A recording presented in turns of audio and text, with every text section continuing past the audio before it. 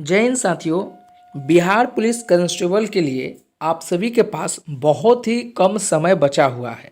ऐसे में आप सभी को पढ़ना सबसे ज़्यादा इम्पोर्टेंट चीज़ रह गया है।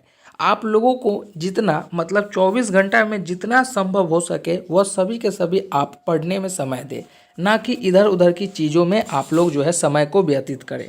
साथियों, पिछले क्लासों में आप लोगों को हमने हिस्ट्री के इम्पोर्टेंट क्वेश्चन को कराया है। आज 101 क्वेश्चन से करने वाले हैं, जो कि आप लोगों को मैंने बताया था कि 20 मिनट में 50 क्वेश्चन का हम लोगों ने सीरीज ठाना है। आप लोगों के पास समय भी बहुत कम है, तो 20 मिनट में 50 क्वेश्चन महा VVI क्वेश्चन के लिए आप लोगों के लिए लेकर आए हैं। तो यह सभी क्वेश्चन को आप सभी लोग करेंगे। और आप लोगों की तैयारी किस प्रकार की है, अगर आप लोगों की तैयारी अच्छी हो गई है तो अब आप लोगों की तैयारी किस प्रकार की है आप अपना यूटिलाइज कर सकते हैं इस वीडियो से, है ना। तो चलिए स्टार्ट करते हैं। और आप सभी को बता रहे हैं जितना हो सके सबसे ज़्यादा अभी आप लोग अपने पढ़ाई पर फोकस करेंगे ज़्यादा से ज़्यादा, नहीं तो आप लोगों का रिजल्ट होना थोड़ा सा मुश्किल हो जाएगा। चलिए, सवाल नंबर 101 आप सभी से क्या पूछा जा रहा है। 4 ऑप्शन दे रखा है और आप सभी का प्रश्न यह है कि पानीपत की तीसरी लड़ाई निम्न में से किस दिन किस दो के बीच में लड़ी गई थी। आप सभी को बताना है कि पानीपत की तीसरी लड़ाई, इनमें से 4 ऑप्शन दे रखा है किन के बीच में लड़ाई हुई थी। ए, पृथ्वीराज चौहान और मोहम्मद गौरी के साथ, या बी, अकबर और हेमचंद्र विक्रमादित्य के साथ, या सी, सिख और मुगल के साथ, या डी, मराठा साम्राज्य और दुरानी साम्राज्य के साथ।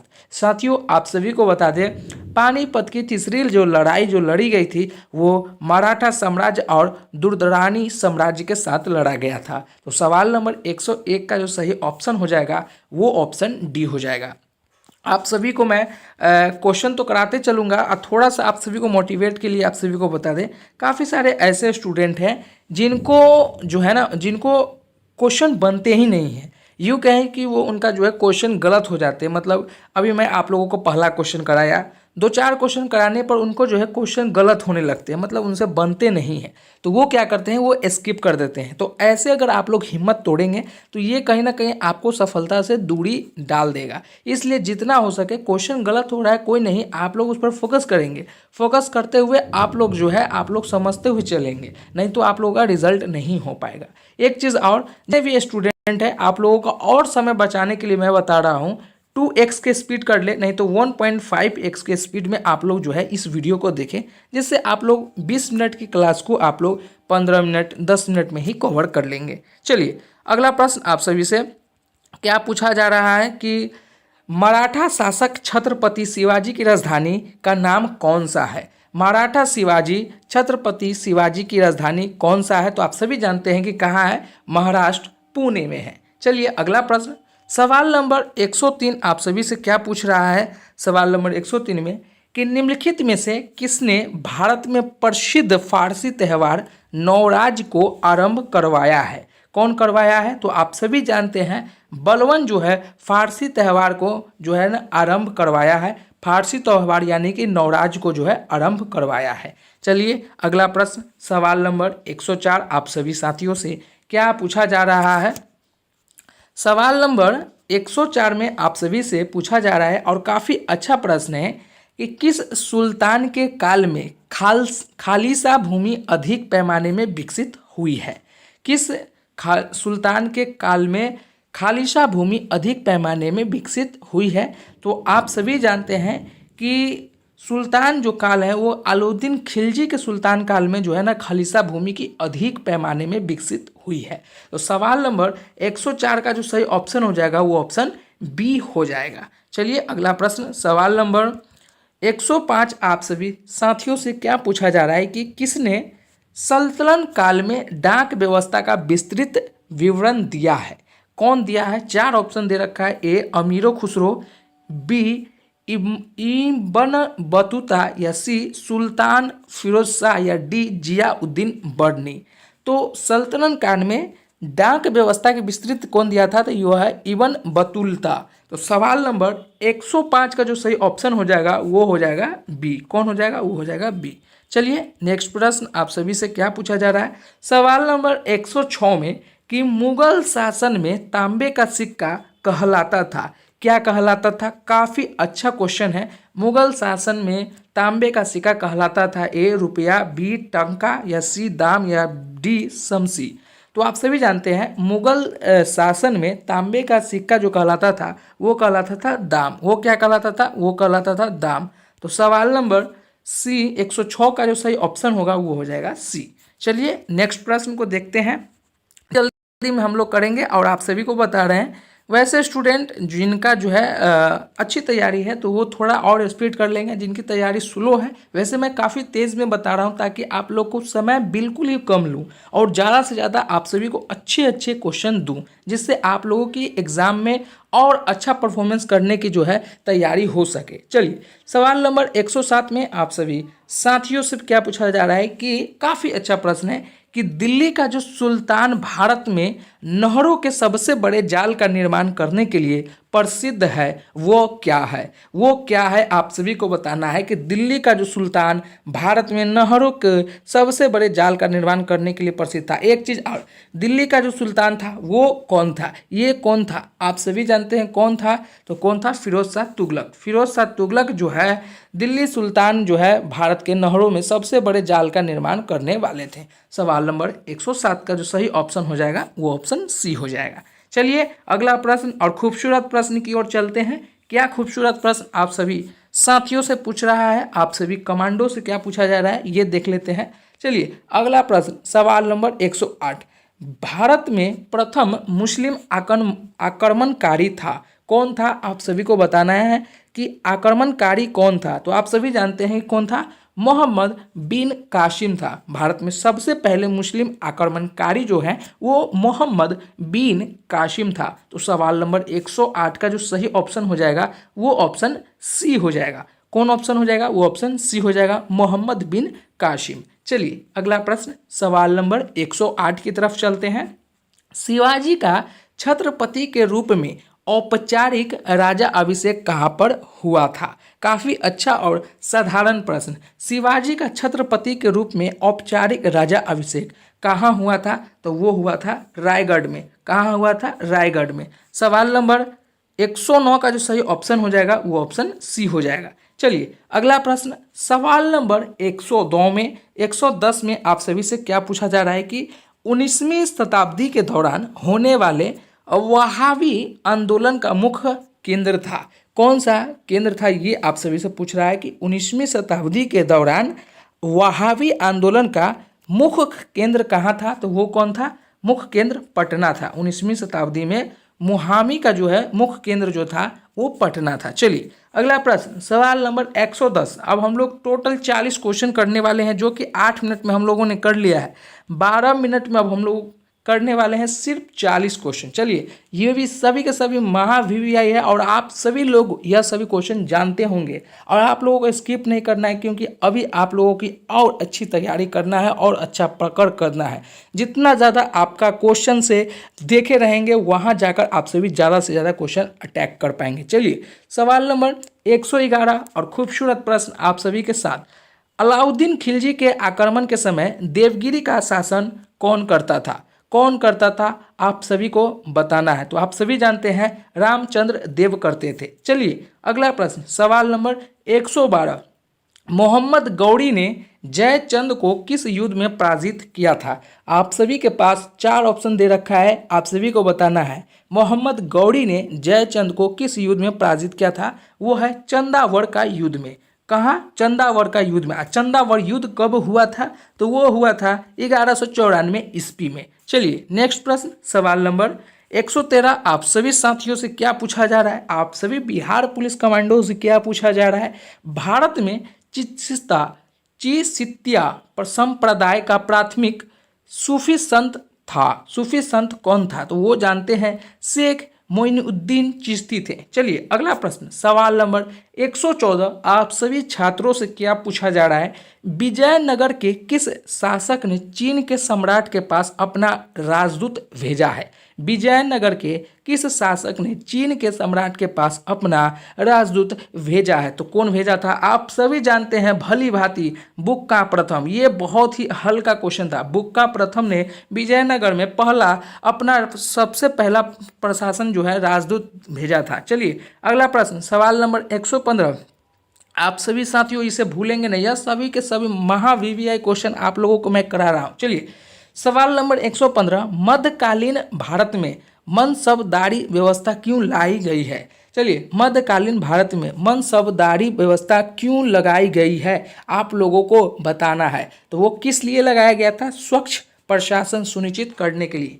सवाल नंबर 115 का जो सही ऑप्शन होगा वो ऑप्शन डी हो जाएगा, वो ऑप्शन डी हो जाएगा। चलिए सवाल नंबर 116, आप सभी साथियों से क्या पूछा जा रहा है कि तैमूर के आक्रमण के बाद भारत में किस वंश का राज स्थापित हुआ है? तैमूर के आगमन के बाद भारत में किस वंश का राज स्थापित हुआ है? आप सभी जानते हैं कौन सा वंश? वो है सैयद वंश। कौन सा वंश? नेक्स्ट प्रश्न सवाल नंबर 117 में चलते हैं। 117 आप सभी साथियों से क्या पूछा जा रहा है? आप सभी से पूछा जा रहा है कि निम्नलिखित में से किस सुल्तान के दरबार में सबसे अधिक गुलाम थे? काफ़ी अच्छा प्रश्न है, इसे आप लोग भूलेंगे भी नहीं। निम्नलिखित में से किस सुल्तान के दरबार में सबसे अधिक गुलाम थे? तो आप सभी जानते हैं कौन से शासक में? तो सबसे ज़्यादा दरबारी में उनका अधिक गुलाम था फिरोज शाह तुगलक में। किसका? फिरोज शाह तुगलक में। चलिए नेक्स्ट प्रश्न सवाल नंबर 118, मुगल काल में जनपद जिला क्या कहलाता है? मुगल काल में जनपद जिला क्या कहलाता है? तो वो आप सभी जानते हैं क्या कहलाता है? सरकार कहलाता है। क्या कहलाता है? वो सरकार कहलाता है। सवाल नंबर 118 का जो सही ऑप्शन होगा वो ऑप्शन बी हो जाएगा।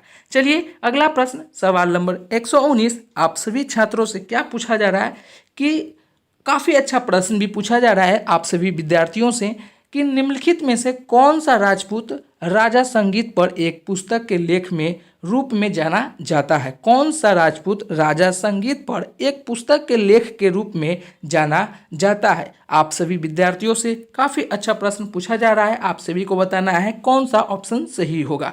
कौन सा राजपूत राजा संगीत पर एक पुस्तक के लेख के रूप में जाना जाता है? तो वो है राणा कुंभ। वो कौन है? राणा कुंभ। चलिए अगला प्रश्न सवाल नंबर 120, आप सभी से पूछा जा रहा है कि गुरु नानक ने अपना उत्तराधिकारी किसे नियुक्त किया था? गुरु नानक ने अपना उत्तराधिकारी किसे नियुक्त किया था? तो वो आप सभी जानते हैं किसे नियुक्त किया था? गुरु अंगद को। गुरु अंगद को। कौन से? गुरु और अंगद को। गुरु नानक ने अपना उत्तराधिकारी नियुक्त किया था गुरु अंगद को। चलिए अगला प्रश्न सवाल नंबर 121, आप सभी छात्रों से काफ़ी अच्छे क्वेश्चन, आधा क्वेश्चन हम लोगों ने कर लिया है और अभी भी 7 मिनट बचा हुआ है और तेज़ी करेंगे हम लोग और आप लोग भी तेज़ी करके 50 क्वेश्चन को हिट करेंगे, है ना। चलिए अगला क्वेश्चन सवाल नंबर 121 में आप सभी विद्यार्थियों से क्या पूछा जा रहा है कि प्रसिद्ध तानसेन का मकबरा स्थित है, कहाँ स्थित है? तो आप सभी जानते हैं ग्वालियर में स्थित है। चलिए अगला प्रश्न सवाल नंबर 122 में आप सभी से क्या पूछा जा रहा है कि होली त्यौहार के सार्वजनिक उत्सव में भाग लेने वाला दिल्ली का प्रथम सुल्तान कौन था? कौन था? कौन था? आप सभी जानते हैं मोहम्मद बिन तुगलक जो है दिल्ली के शासनकाल वो किए थे और दिल्ली के वहाँ प्रथम सुल्तान भी कहलाए थे। चलिए अगला प्रश्न सवाल नंबर चलिए देख लेते हैं। अगला प्रश्न हम लोगों ने देख लिया है 122 क्वेश्चन देख लिया है। 123 नंबर में चलते हैं। सवाल नंबर 123 में सवाल नंबर 123 चलिए सवाल नंबर 123, गोलकुंडा को वर्तमान में हम क्या कहते हैं? गोलकुंडा को वर्तमान में हम क्या कहते हैं? 4 ऑप्शन दे रखा है, आप सभी को बताना है। गोलकुंडा को हम वर्तमान में हैदराबाद कहते हैं। चलिए सवाल नंबर 124, नए नार कौन थे? नए नार कौन थे? नए नार कौन थे? आप सभी को बताना है। नए नार जो है वो शिव थे। नए नार कौन थे? नए नार जो है वो शिव थे। चलिए नेक्स्ट क्वेश्चन सवाल नंबर 125, शिवजी को किसने कैद कर लिया था? शिवाजी को किसने कैद कर लिया था? काफी अच्छा क्वेश्चन है। शिवाजी को किसने कैद कर लिया था? किसने कैद कर लिया था? औरंगजेब ने कैद कर लिया था। सवाल नंबर 125 का जो सही ऑप्शन होगा वो ऑप्शन सी हो जाएगा। चलिए नेक्स्ट क्वेश्चन 5 मिनट अभी बचा हुआ है और क्वेश्चनों की संख्या आधा अभी बचा हुआ है ना। चलिए 126 खनावा का युद्ध डैश और राणा संघ के बीच लड़ा गया था? आप सभी को बताना है। खनावा का युद्ध और राणा संघ के बीच लड़ा गया था, किसके बीच? तो वो बाबर के बीच लड़ा गया था। किसके बीच? खनावा का युद्ध बाबर और राणा सांग के बीच लड़ा गया था। अगला प्रश्न सवाल नंबर 127 आप सभी छात्रों से पूछा जा रहा है कि कन्नौज का युद्ध शेर शाह सूरी और हुमायूं के बीच कब लड़ा गया था? कब लड़ा गया था? तो वो है 1540 में। चलिए नेक्स्ट प्रश्न सवाल नंबर 128 ईरान के प्रसिद्ध चित्रकार अब्दुस समद जो है किसके निमंत्रण में भारत आए थे? तो वो है हुमायूं के निमंत्रण में। चलिए अगला प्रश्न सवाल नंबर 129 अब मुश्किल से हम लोगों का क्वेश्चन बचा हुआ है 21 क्वेश्चन, टाइम अभी बचा हुआ है 4 मिनट। चलिए थोड़ा सा स्पीड में। अमीर खुसरो को एक शाही कवि थे और निम्नलिखित में से किसे सूफी संत के शिष्य बने थे? ये आप लोगों को बताना है। सैयद मोहम्मद निजामुद्दीन औलिया जो हैं इसके अंदर बने थे। चलिए अगला प्रश्न सवाल नंबर 130 गोलकुंडा किला निम्नलिखित राजवंशों में से किसके शासनकाल के दौरान बनाया गया था? कैसे बनाया गया था? तो वह है काकतोहिया में बनाया गया था। चलिए अगला प्रश्न सवाल नंबर 131 समय बहुत कम है और आप लोगों को बहुत से ज़्यादा क्वेश्चनें करनी है। चलिए विजयनगर साम्राज्य और दक्कन सल्तनतों के बीच तालीकोटा का युद्ध किस वर्ष हुआ था? किस वर्ष हुआ था आप सभी को बताना है। किस वर्ष हुआ था? तो वो है 1565 ईसा पूर्व में हुआ था। चलिए सवाल नंबर 132 आप सभी से पूछा जा रहा है कि अब्दुल हमीद लाहौरी की किस बादशाह नाम उनके संरक्षण अधिकारी के इतिहास में दिया गया था? किस में? शाहजहां के नाम पर दिया गया था। चलिए समय कम है, क्वेश्चन ज़्यादा है। चलिए अगला प्रश्न। चलिए मेरे कमांडो सवाल नंबर 133 जैन धर्म के 23वें तीर्थक कौन थे? कौन थे 23वें तीर्थक? वो थे पार्श्वनाथ। चलिए अगला क्वेश्चन सवाल नंबर 134 निम्नलिखित में से कौन मत्स्य महाजनपद की राजधानी है? कौन मत्स्य महाजनपद की राजधानी थी? आप सभी को बताना है। सवाल नंबर 164 विराटनगर कौन हो जाएगा? मत्स्य महाजनपद की राजधानी विराटनगर। अगला प्रश्न सवाल नंबर 135 गंगईकोंडा चोलपुरम के संस्थापक कौन है? राजेंद्र प्रथम। चलिए अगला प्रश्न सवाल